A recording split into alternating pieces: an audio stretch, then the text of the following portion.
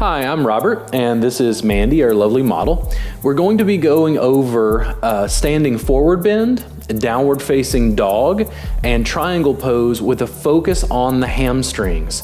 Many yoga students and then yoga teachers are having problems not only doing the poses, but instructing students through them. And we're gonna focus on the hamstrings specifically as a muscle group to show you how to safely go into the yoga pose, and as a teacher, how to instruct students who are working on those poses to be able to gain more depth, but to do so slowly and most importantly, safely for the student.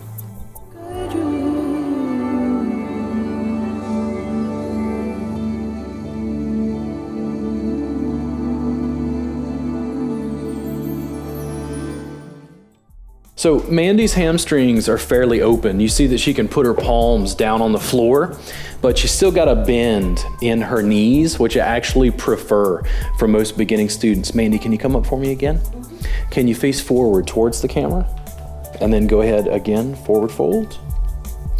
When you talk about any yoga pose, we're talking about the alignment of the feet first. So I want Mandy to come back up, stand up for me. And when it comes to the feet, here's the basic alignment that I want you to pay attention to. This is going into minutia, a little bit of detail, but because we're dealing with the feet, the standing posture in mountain pose becomes the foundational pose for all of the other standing poses in yoga. What I want Mandy to have are parallel lines from her second toe through her heel. For most people, second toe through the heel, parallel lines. Many people when they stand will do this. They'll have their feet kind of out. And when I have people bring parallel lines to the second toe through the heel, they tell me it feels like they're standing pigeon toe. It feels different on their hips, their legs, their low back, their femur. But this is a more correct posture. And for most people, as far as having space between the feet, normally it feels a bit more comfortable. If Mandy goes into the forward bend again, can you maintain the parallel lines from the second toe to the heel, but have 2 fist distance between the feet? Can you do that for me? So scoot the feet out. There you go. But still have parallel lines. Now come back up. How does it feel on your legs, hips? Steady. Okay. Mountain pose, steady, stability, the mountain. You can't push it over. So from this position, she can go ahead and go into the forward bend. What I'm going to have you do, Mandy, though, is I'm going to have you turn again. I just wanted to show the foot positioning. There we go. So she's still keeping those parallel lines, second toe to heel. She's going to forward fold. So Mandy's hips, her ability to fold her body onto her thighs is fairly pronounced. A lot of people wouldn't be able to do this. Male students, new yoga students who come in normally have enough tightness in their hips and their hamstrings, they wouldn't be able to do this. It looks like Mandy is loose enough that she can actually let her head just kind of hang. That's a preferred position. Here's what I want Mandy to do. For most students, this is the guideline. I'm gonna have her bend her knees deeply enough that she's folded onto her waist, onto her belly. Now, from there, what she can do is she can start to straighten her legs as much as she can comfortably until her torso starts to lift off of her thighs. If her torso starts to lift off of her thighs, she can bend the knees a little bit more. What this does is it puts her spine at a rested, mostly neutral position so that these lumbar vertebrae can lengthen, creating a little bit of space. But as she begins to straighten her legs, it puts pressure on the hamstrings. The hamstrings insert at the ischial tuberosities at the base of the pelvis, the sit bones, and then go to the back of the leg along the tibia and fibula. Go ahead and start to stand for me, Mandy. There we go. So if I keep her in that pose too long, it'll be uncomfortable for her legs, her hips, her hamstrings. How did that feel? That's good. Does it feel different to you now that you have the feet in a slightly different position? Mm-hmm. Okay. So go ahead and turn the other way for me, just to give them a different view. And then slowly go ahead and face over towards this wall. There you go. I just want you to face the other way. There we go. And when you're ready, go ahead and forward fold for me again. And again, is that comfortable on your upper back, your neck? Okay. You don't feel any excess strain on your lumbar spine? So what I'm gonna have her do, most people, what I have them do is I'm gonna have them alternate the legs back and forth. She's gonna straighten the right leg and bend the left, then bend the left leg and straighten the right. So go back and forth with the legs like you're walking it out. There you go. So she's still in a comfortable forward bend. We want to make sure that she feels comfortable in her low back. She's not jamming, she's not forcing. As she straightens each leg, it's going to lengthen the hamstrings. The hamstrings are a really large muscle group. It takes a very long time for people to get comfortable in the pose to be able to have these feel comfortable lengthening, comfortable having more length, allowing the tissue to unwind, and a way to get someone who is very tight in their hamstrings to begin working on that process is she's able to work side to side. So Mandy, now improvise on that. In other words, do you feel tighter in your right hamstring or your left? My left. Okay, a little bit in her left. And that's the thing, I don't know where she's gonna feel tightness. I'm trying to get Mandy to honor her body as much as possible. So Mandy, lengthen the left hamstring just to your edge. Comfortable, maybe intense. When I say it's intense, what I have a sense of is I want Mandy to feel her hamstring, but I don't want it to feel painful. I want to bring Mandy to her own comfortable edge where she feels like, ooh, right there, that good morning stretch where she goes, oh, that's the good stuff. And then when that gets to be too much as she's in it, can you switch to the other side? There you go. Having the person bend each leg back and forth, side to side, comfortably, is a very safe way of getting the person to focus on the hamstrings. Normally when students do this pose, they're just focused on getting their hands on the floor. They are determined that they are going to touch their toes, and that's not really what this pose is about. The primary function of this pose is getting people to lengthen their hamstrings initially. Biomechanically, it takes time because most of us have very shortened hamstrings. Now do both, Mandy. So you're back in center, there you go. And if you want to, you can bend the knees more deeply. You can allow your chest, your belly, your abdomen to rest on the thighs. You can bend as deeply as you want. So when she bends her knees, what it does is it takes pressure off of the spine. It puts the stretch in the hamstrings. Then, with her upper body hanging down, these vertebrae falling apart, her neck, I might get her to shake it out so she's not holding any tension there. Maybe wiggle her shoulders or shoulder blades. As Mandy has lengthened both hamstrings, you can see that she's bent her knees deeply enough so that her torso is resting on her thighs. As she straightens both legs, she's going to feel more length. She was telling me earlier that this felt really good on the left side. If I keep someone in this pose for more than a minute or two, it usually starts to be a little bit much on their hamstrings. And also, because of the position of her heart, her blood is being forced down into her head. Gravity is pulling blood into her head. I'm going to slowly have her bend her knees and slowly come up.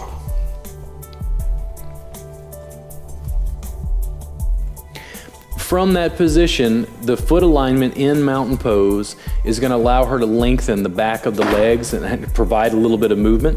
The space between the feet also creates a little bit more of a neutral position for her to be able to mobilize through the hips. It's an easy way to get someone to focus on a standing forward bend with focus on the hamstrings. We didn't go into minutia as far as the rest of the alignment in that pose because we're trying to focus on the hamstrings specifically and the problems that most students would have in class, including how you would address those as a yoga teacher. First things first, you don't want them to hurt their low back, and you want to create space so they can lengthen their hamstrings safely. Moving on to our next pose that we're going to focus on is downward facing dog. Downward facing dog has a primary focus in the hamstrings and the back of the legs, including the calves. Many people have problems with the pose, and we're going to walk you through the alignment safely. So Mandy, go ahead and go towards downward facing dog. Now, Mandy, when you go in, is that comfortable on your hands? Yes. Okay, that's the first order of business for me as a yoga teacher, is making sure that they feel comfortable in their arms. If the person didn't know the pose at all, I would just tell them to put their feet and their hands on the floor, and then you have them move the feet, hands forward or backwards to create enough space. Most people, what they will wind up trying to do is almost immediately, they're going to try to push back. They're going to try to get their heels down to the floor. I'm not as interested in that. In fact, what I'm going to have Mandy do, even though she has a very great down dog, she's very open, she does yoga regularly. What I'm going to have her do is I'm going to have her bend her knees. There we go. Now, Mandy, when you do that, it takes pressure off of the hamstrings, right? How did it feel in your low back? Doesn't feel much, okay. And I'm just checking with her to find out what she's sensing. Is it too much weight in your hands? Yeah. A little bit more? Okay. So here's what I want you to do. Can you move your hands either closer to your feet or further away? Which way makes it a little easier for you? Is that better? Mm-hmm. There we go. Now, her downward facing dog, when we want to focus on the hamstrings, what I want Mandy to do is I want her to steadily feel like she's almost rolling her tailbone up towards the ceiling. She's trying to create a long, lengthened spine first. Then from there, Mandy, your knees are bent. You can walk the legs out side to side, just like we did in the forward bend. Side to side, back and forth. If at any point, Mandy, you decide that you need to move the hands and feet closer together, further apart, feel free to do that. There you go. Back and forth, side to side. It's allowing her to focus on what? One, we've done the pose safely through her hands. She feels balanced and safe. She's starting to lengthen the hamstrings. And she's done so mostly from a neutral spine. A lot of people will try to force their heels down to the floor, and what they'll do is they'll round the lumbar spine. They'll round this way in a way that isn't good for the lumbar spine. We want to try in downward facing dog, we want to try to keep the spine as neutral as possible. Her head, she can shake it out. No tension there. How are your legs and feet? Doing okay? Okay, so for Mandy, she can lengthen her legs quite a bit. As she lengthens her legs, Mandy, can you lift your kneecaps gently? Okay, when you lift your kneecaps gently, can you slowly have your heels also come down towards the floor? Is that too much through anything? Knee? A little bit in the calf. A little bit in the calf, okay. So go where it's intense, but not painful. What that means is there's no judgment from me as a yoga teacher on how deeply she goes into this pose. This pose is designed to get Mandy to work on herself. You saw that she just moved her hands around. She's making herself comfortable. She's been in this pose longer than most yoga students would be able to stand, trust me. When she's ready to come out, Mandy, can you step your feet closer to your hands? And then you're gonna go through forward bend again and slowly walk yourself up. Come up. There you go. I'm doing that to take her out of the pose, to let her recalibrate for just a second. And she essentially goes right back into mountain pose. When she's ready, she can go back into downward facing dog again, and we're gonna add the next piece in, talking about the calves and how she can lengthen those a bit more. Still okay on your hands and arms? Go ahead, downward facing dog again. Now she's probably gonna go in much quicker this time. I want her to focus on, first, long lengthened spine. You can bend your knees as much as you want. When you feel intensity in the hamstrings, that's fine. You're also gonna get a lot of length through your calves, right? Okay? As you're looking back, I want you to be able to keep the parallel line, second toe to heel, and I don't want you to be able to see your heel when you look back at your feet. There you go. Parallel line, second toe to heel. Now, you can straighten the legs as much as you want, so long as the rest of your body feels comfortable. No pain. Still feels good? Is it too much stretch in the calves? No. No, okay. Now, as you're in the pose, can you lean a little bit towards the big toe, towards the pinky toe? What feels better to you? What's the good stretch? Ooh. Yes, that was good too. Right in there. Little small shifts. As we're talking about the calves and we're talking about the hamstrings, just with the hamstrings we mentioned semimembranosus, semitendinosus, biceps femoris. Slightly different origin insertions. A little bit of rotation in the femur is going to make a difference. The same thing happens with the calves, meaning the gastrocnemius, the soleus, and tibialis posterior. Ooh, makes Robert sound important, right? They're just muscles in their calves. So as she's bringing her heels down towards the floor, is that too much, Mandy? Okay, now do this for me. Can you lift your toes? Ooh, can you spread your toes? Ooh. Now I want you to play with that. You can put the toes back down if you want. And for her, when you did that, were you taking pressure off the upper back? Okay, so slowly go ahead and walk yourself out. Back and forth. How's it on your hands, okay? Not too much pressure at the wrist? It's mostly my shoulder. Okay, and you feel it up here? Yeah. Okay. So then what I want you to do is I want you to walk the feet forward and I want you to go straight to forward bend. Don't come out, just go ahead and forward fold. There you go. Now, the reason I had her do that is she's still getting length on the hamstrings, but by walking herself into the forward fold, she takes the pressures off of the shoulders. Right, Mandy? So now you don't feel any of this. It's not seizing up or tensing up because you're trying to hold yourself up, right? Now, if you decide you want to go back into it, if your shoulders feel okay, you can place the palms down again and walk the feet back. Transitioning between the two poses just to take the pressure off of the shoulders. That gives Mandy a safe, comfortable way to go back and forth between those two poses safely with focus on the hamstrings. Downward facing dog, of course, adds pressure into the calves, and as she was talking about, the shoulders. Now go ahead and slowly you can come out, Mandy, however feels comfortable to you. Those are really key guidelines to helping someone safely through the pose.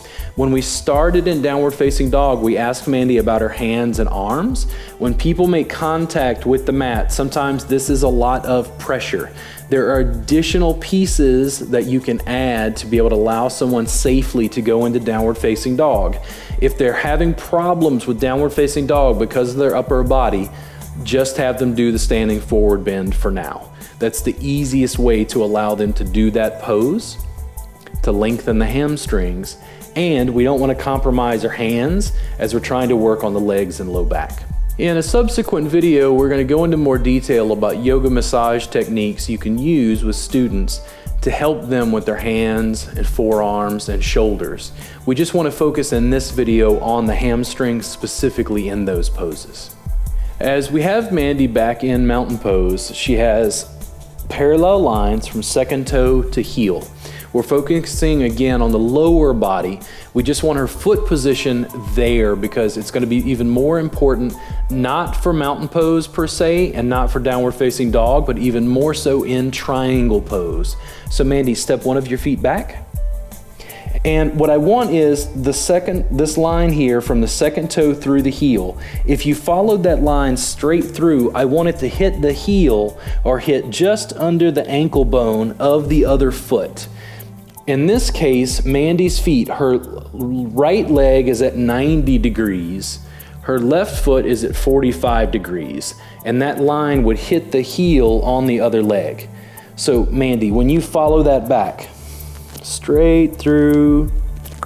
See how it's further back? Can you scoot it forward for me? A little bit more. There we go.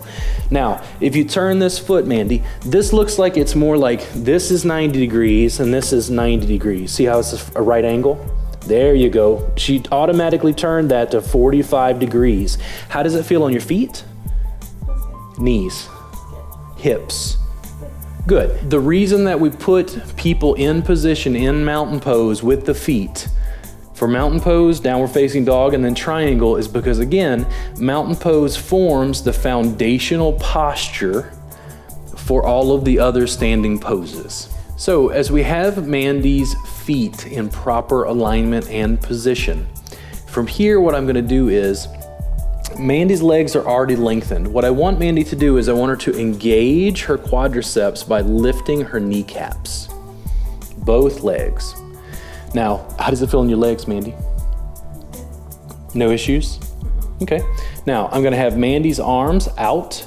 Now, what I wanna do is I'm gonna have her do what I call tug of war. I want her to leave her legs and hips where they are. I want her to feel like there's a tug of war towards this hand, and she folds forward and she gets the wonderful hip adjustment, right? And then I want you to tug of war backwards. Now go as far back as you can comfortably, Mandy. There you go. Now tug of war forward again. Where do you feel that? Mainly, and then, okay, so this is the main hamstring stretch in the right leg. Now tug of war back the other way. Where do you feel that? Not sure. Okay. Main sensation. I don't know. Okay. Tug of war forward again.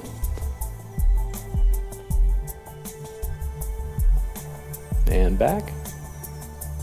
Now, come to center, just at neutral with your spine. Let your arms hang down. There you go. Most people are going to be able to hold that position with their legs comfortably without any issue. The reason I have Mandy tug of war backwards and forwards is we're trying to get her to focus on the lower portion of her body.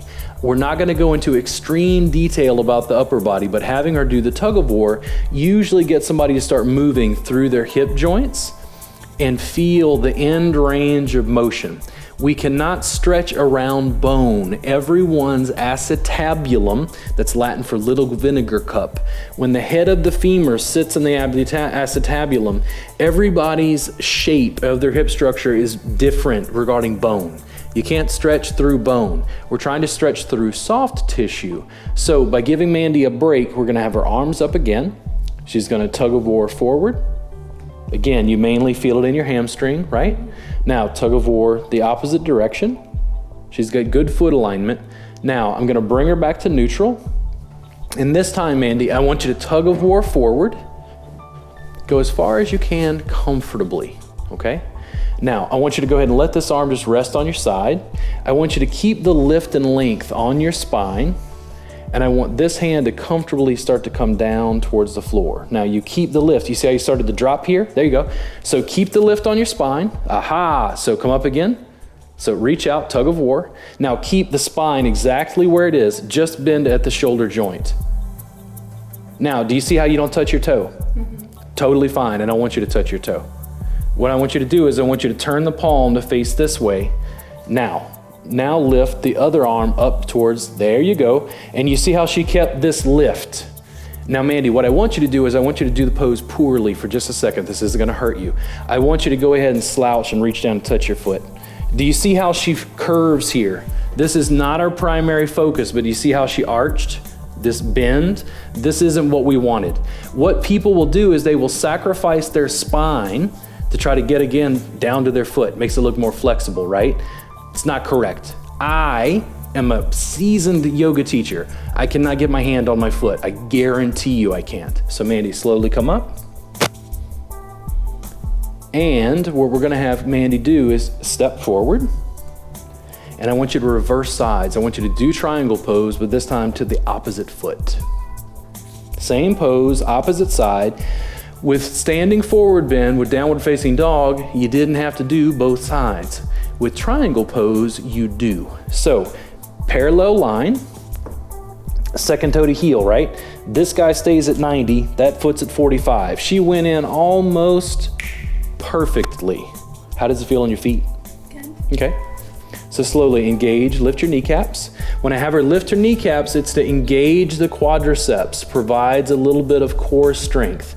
Now, in this case, I'm also gonna add a piece. I'm gonna have Mandy, when she reaches her arms up, I want you to squeeze your belly button in towards your spine. Just a little engagement right there in the core. Now, tug of war forward. How does it feel different? It doesn't. Doesn't feel different? No. It doesn't hurt, you said? It doesn't. Okay, and then back the other way. Does it feel different with that engagement? Yeah. Okay, how does it feel different? I feel less pressure. Less pressure where? On the leg, okay. And the thing is, I'm also just getting feedback from her. It's not a trick question. Go ahead and tug of war forward. There we go. And then back again. And then back to neutral. Arms down. Back to neutral. Back to, yeah, neutral spine. There you go. Now, when you did that, you said it felt different in the hip? Okay. And it's just a pressure difference? Yeah. Okay. Little changes. The thing is, all of the musculature through here, it's very easy to do the pose, focus on the legs, forget about your core. But as you're doing that, just bring a little bit of awareness. It seems like a lot of pieces. We're going over a single pose, and I guarantee you I could spend an hour going over a single pose and trying to align Mandy talking about her feet, talking about her toes, lifting her toes, spreading the toes, because the alignment is through the whole body. I'm just trying to give her enough focus in the legs and hamstrings, and adding that piece, the core, squeezing the belly in. It makes a difference in the support structure around the hips and pelvis. So arms up again. Now, slowly, you can tug of war towards, there you go. And then tug of war back. There you go. Still comfortable on both sides. Now tug of war forward. You feel more stretch in the left hamstring now, right? Yes. So in the posterior. Now your kneecaps are lifted and engaged, correct? Okay. So you've got the lift on your spine. I want you to leave your spine where it's at and just bend at the shoulder joint. There you go. You see how you can't really touch? Doesn't particularly matter. When you lift this arm, I want these guys to be stretching in equal and opposite directions. So in this case, instead of having the arm touch, here's what I want. I want you to bring your arm here. There you go. Now stretch the arms apart. Aha, now are you squeezing your belly in? Are you lifting your kneecaps? Yeah. Are you lengthening your spine? Yeah. Are you breathing? No. Are you tucking your chin? Slowly come up.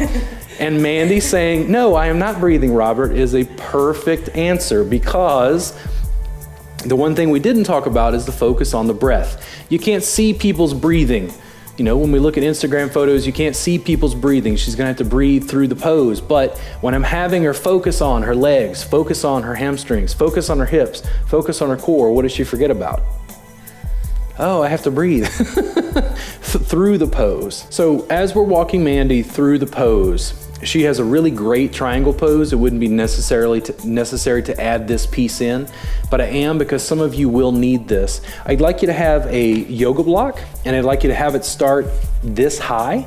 This gives the person a little bit more height to keep that lift in the spine we were talking about.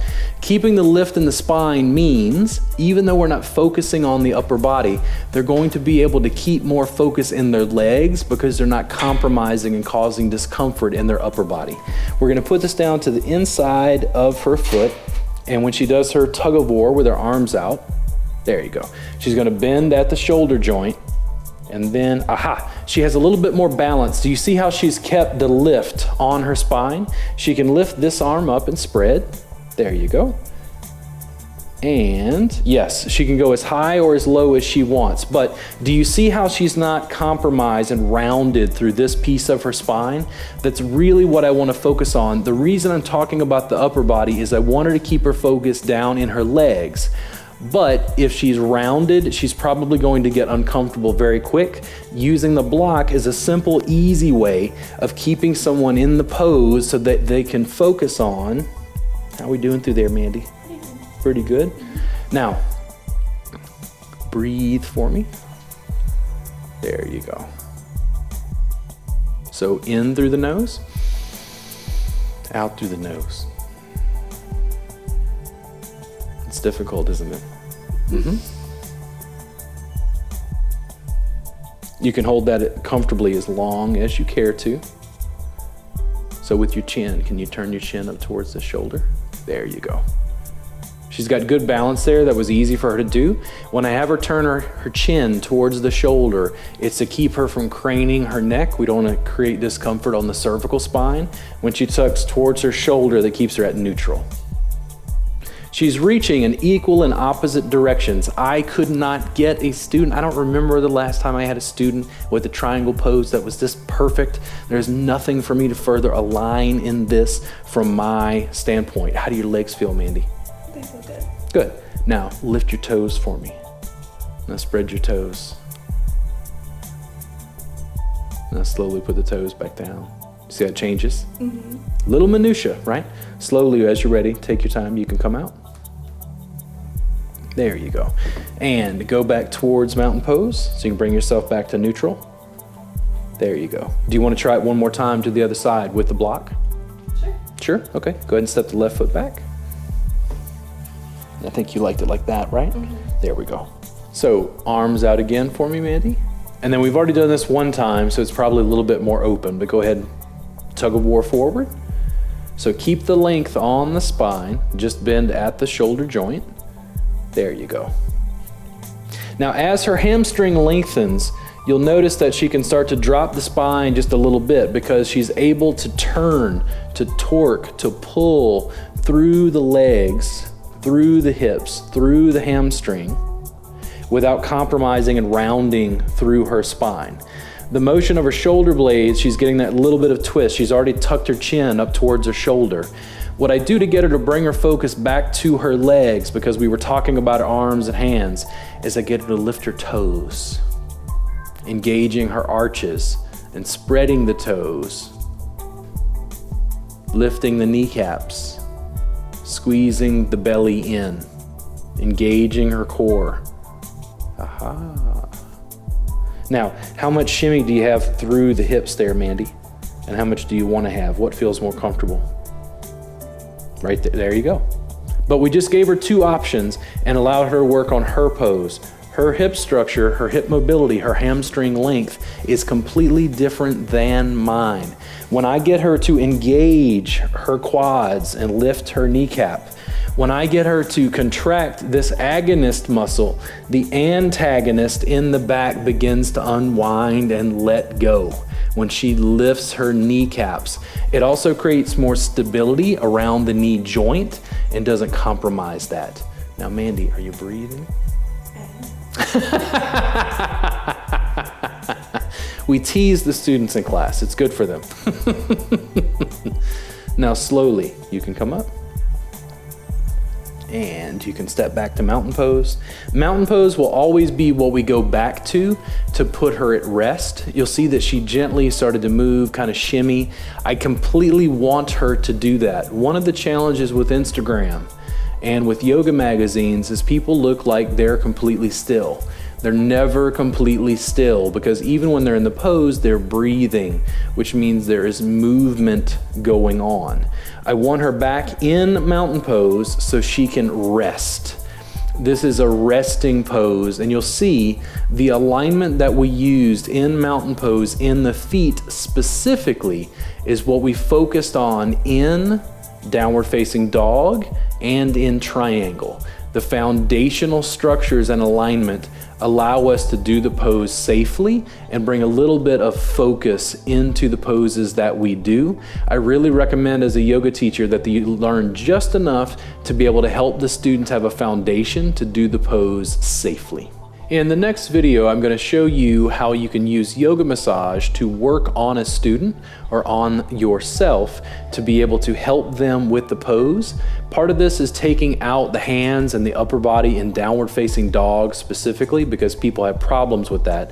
We're going to show you how to work specifically on the hips, the pelvis, and particularly the hamstrings. If you'd like to watch the full series now, you can go to wellnessplus.tv or watch it for free on Amazon Prime. We at Wellness Plus specialize in all things health and wellness ranging from yoga and fitness to massage and ASMR. Whether you are looking to target specific areas of tension or want to enhance your general self-care routine, we provide the tools you need to feel better, look better, and live better. We have courses for every level, whether you're just starting out or you're a seasoned pro. Our courses provide a wide range in difficulty to accommodate your evolving flow. Welcome back to Yoga with Jess. We are going to break down some really essential postures. We are going to rock out with some of the most essential ab exercises that you need to have the abs that you've always dreamed of. I've blended techniques to help you connect with students and you can be a rock star teacher. Wellness Plus is available on Amazon, which you can stream from your home on your phone, tablet, or TV. Join Wellness Plus today and get your first 7 days free.